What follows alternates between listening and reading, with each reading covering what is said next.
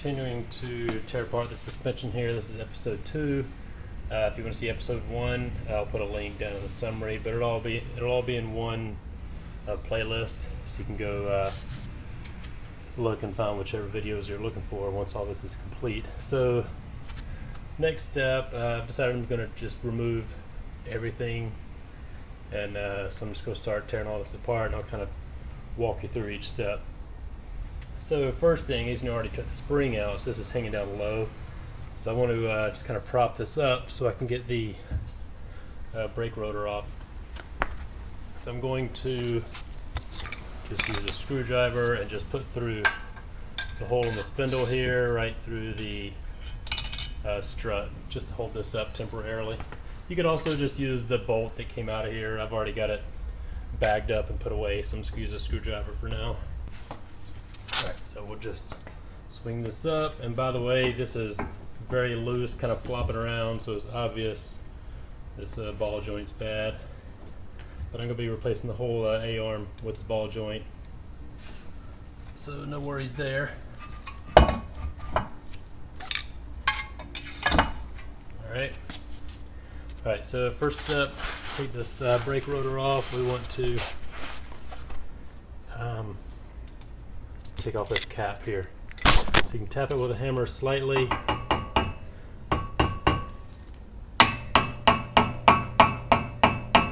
Until you see this gap start to open up, and then just use a flat blade screwdriver and stick it in there. And just slowly work the screwdriver around, pry it out just a little bit, all the way around.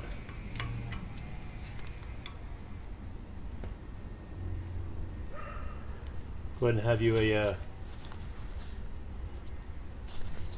a clean paper towel handy here.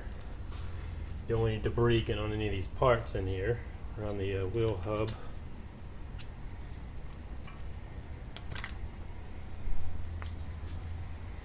Alright, so then there's a cotter pin that goes through here.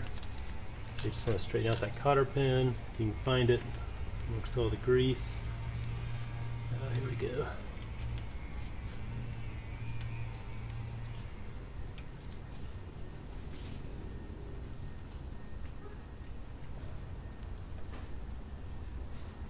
Slide that out. So the next step, you want to take this little piece off. It just keeps the nut from turning. It's just a little, almost like a cover it slides on. Now we want to remove this nut. So you want to be careful when you remove the nut, because after you remove that, this whole thing will slide off. So I see you now is angled down just a little bit because I have it hanging too low. So you got to be careful not to let this slide all the way off. And also, I'm going to move this paper towel over that has my pieces on it, because there'll be debris falling off of this rotor, and I don't want it to fall on my parts down here.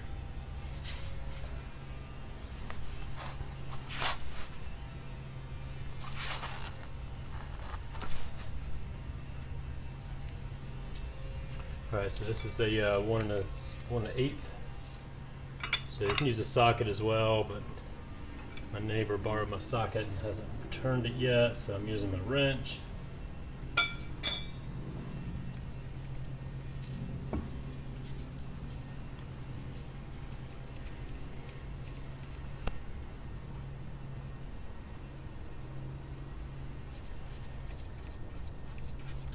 Like I said, be careful, this thing will slide off. You don't want that to happen, so just hold some pressure on there until you're ready to take it off. So after the nut, you've got this, looks like a washer here, but it's got a little tooth on there to keep it from spinning around. Might be hard to see on camera. It's got a tooth right here on the inside. And then you have your bearings here. Now you're ready to slide this off. Keep some paper towels handy. Keep your hands clean, because you don't want to get grease on this brake rotor, unnecessary grease. There we go. Now you can go ahead and clean this up. We'll put new grease on there later, so I'll also go ahead and clean this off so you don't have debris sticking to it while you're doing everything else.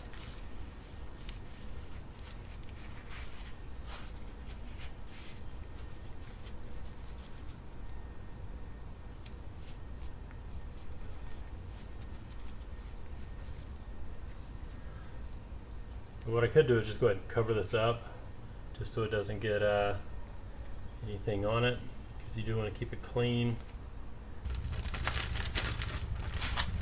Alright, so I'm just going to take a Ziploc bag, just put over it just like that, kind of wrap it around, and then all I got to do is take some painter's tape and just wrap around it.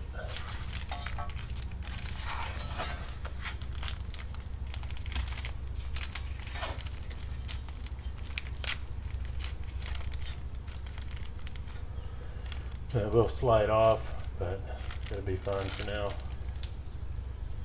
So I'm actually going to take this dust cover off just so I can clean it and paint it.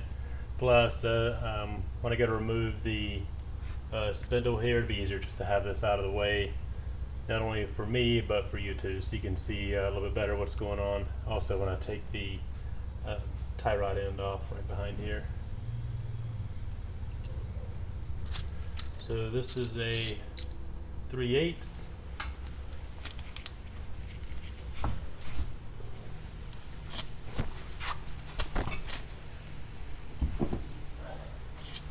That's why they say put NSEs on stuff. These things are in here pretty good, probably rusted.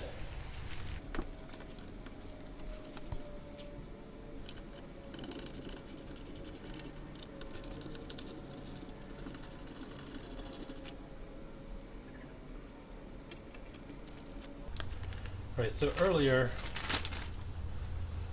when I took the rotor off, I had these parts, bearing and everything. So I'm just going to wrap these up in this paper towel. I'm going to drop them in a Ziploc bag that I have labeled passenger side hub. Just to keep that clean, because there's just a lot of debris that's going to be going everywhere as I go through and take the rest of this off.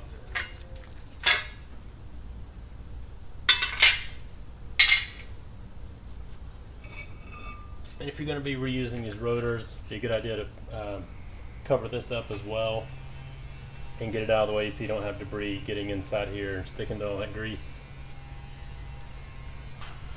Alright, so I've got several ways to go here. I think I'm going to go ahead and remove the inner and outer tie rod right here. I may move the camera so you can get a little bit better angle. Alright, so let's get started on the outer tie rod. First, we're going to remove the cotter pin here.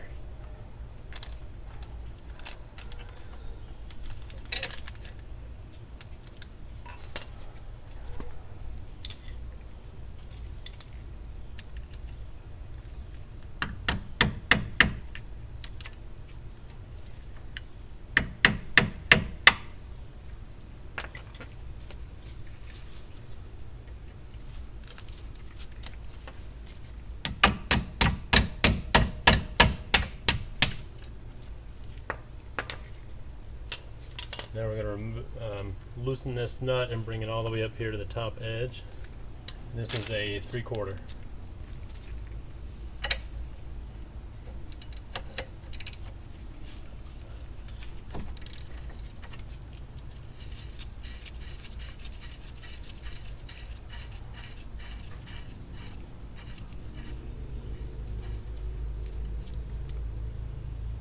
Alright, so really all you have to do is hit this and it'll kind of shock this and just let it drop out. Just basically wedged in there. I think it moved. Yes. So it's basically a jam nut here. Alright, so this is a 7/8 this jam nut. So you just want to break that loose. go.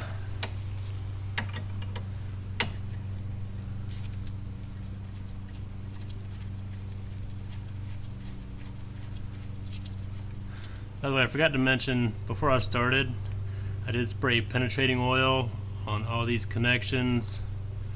The ball joint back here, tie rod here and here, control arm up here and on the other side, as well as the steering rack bolts, because I'm going to pull those off and check those bushings, as well as the sway bar bracket bolts, because I'm going to replace these sway bar bushings. So yeah, the penetrating oil really help with a lot of this. Alright, now I'm going to pull this tie rod back out of here. So when you take off the tie rod, what you want to do is, it basically just unscrews from the inner tie rod here. It basically just unscrews. You want to count how many times you turn it to take it off.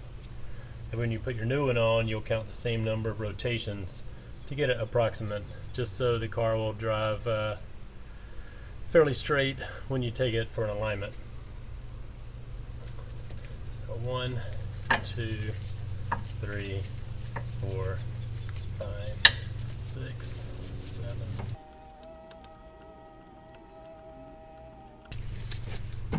Alright, so it was 34 turns. And as you can see, I can move this pretty easily by hand. So it was definitely in need of replacement. Should not be able to move it like that.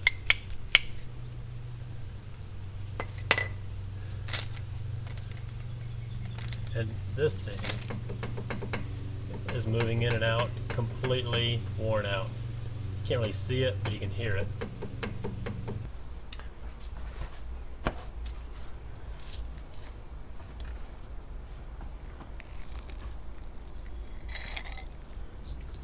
Alright, so now you get a little bit better view of this inner tie rod.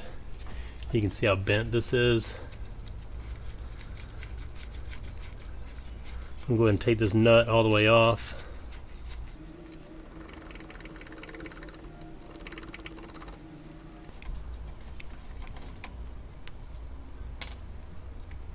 Alright, now there's a little spring clamp on here holding this boot. Should be able to squeeze that with pliers and have that just slide right off.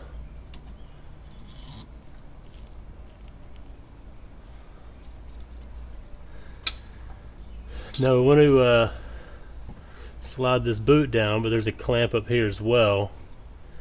I can see now that it's probably replaced at some point, and it's a hex head bolt boarding this wire kind of metal clamp here. It's on the back side on the top, so I don't know how I'm going to get to that. Alright, it is a 5/16. I'm going to try to get at it from the top side, so I'm going to go around the other way, see if I can get to it from there.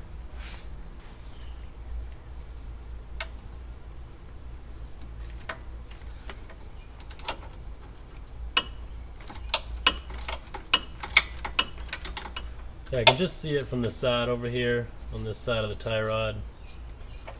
So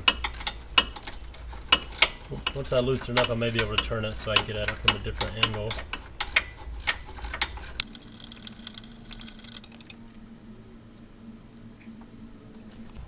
Okay, I don't know if you can see that.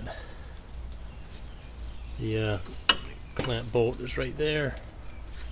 Loosen it up just a little bit more.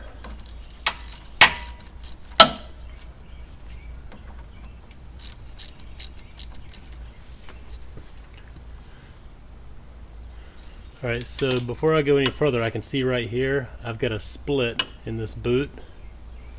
So I'm going to have to replace, I'll probably just go ahead and replace both boots while I'm at it, but there's an opening there. Hopefully you can see that on camera. So, I'm going to slide this up. Spray a little bit of penetrating oil on here just to get this lubricated.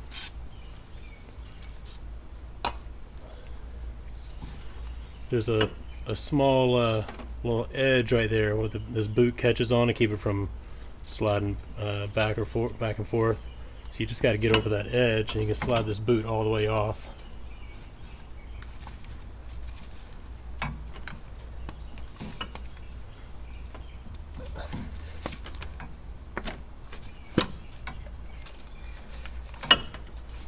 Alright, well, before I finish that, I'm going to take this tube out. There's a tube here that connects one boot to the other over there, I guess to equalize the pressure between the two as the steering is moving back and forth. This tube allows for air to move back and forth from one boot to the other.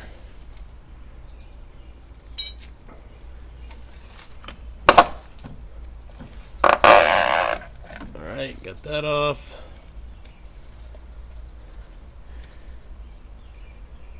You can also see it's kind of wet in here with some fluid. I need to inspect this. There's not a lot. I need to make sure my steering rack isn't leaking here. Figure out what that is. If the steering rack is leaking, I'll probably need to go ahead and replace it. First, let's get this off. So there's some little pins in here, aluminum pins, that keep this from coming loose. So as you turn this, either use a open-end wrench or a crescent wrench to turn this, to back it off of here. It'll shear these pins off.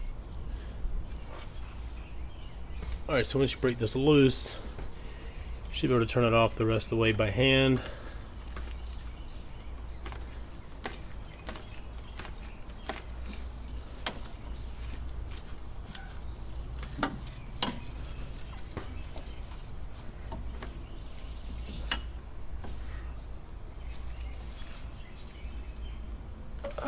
Or not.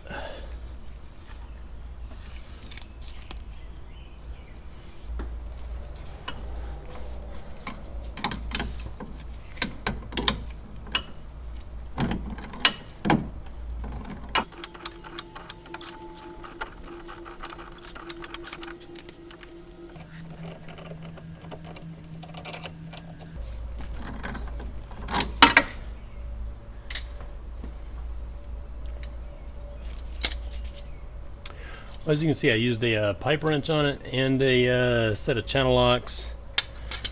Don't have a wrench this big. It's actually bigger than a 1 1/4, so that was the biggest wrench I had, so I had to go to extreme measures. And there we go. So you can see how loose this is and the movement here. So definitely in need of replacement. And that is it. I think the steering rack is actually okay. There's no fluid down in here, so I believe that's okay. I'm going to, while I have everything disconnected, go ahead and pull these and check these bushings. So maybe we'll do that next. Alright, I think I'm going to call it quits for today. Actually, just realized my neighbor has my deep well 18mm, which is what that is. And but I think we got a lot accomplished. It is 91 degrees out here, so I'm ready to stop anyways. But I removed the inner and outer tie rod from both sides, and I got the brake rotors off. So I think it's a good stopping point. I'll come back next weekend, probably pull out the control arms, check out the bushings on the steering rack there, and I'll probably go ahead and pull off the sway bar and look at those bushings. I think I can tell those already need to be replaced. So that's it. Please like and subscribe.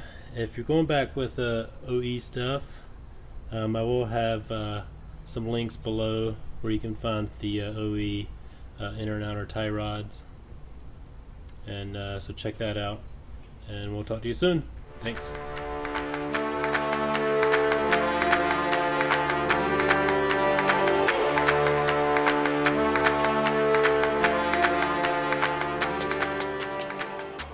Hey, thanks for sticking around to the end. Garage tip of the week. Before you start your project, day before, week before, however soon you can, and I mentioned earlier in the video, you can come out and hit all the bolts you're going to be removing with liquid wrench.